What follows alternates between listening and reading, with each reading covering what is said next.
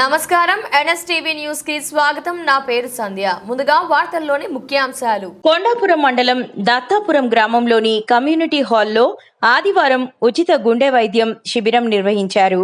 ఈ శిబిరాన్ని మండల బీజేపీ ఇన్ఛార్జ్ బాల నాగిరెడ్డి ఆధ్వర్యంలో నిర్వహించారు. ఉదయం 10 గంటల నుంచి మధ్యాహ్నం 2 గంటల వరకు నిర్వహించిన శిబిరంలో ఉచిత గుండె వైద్యం చేస్తున్నారని తెలిపారు.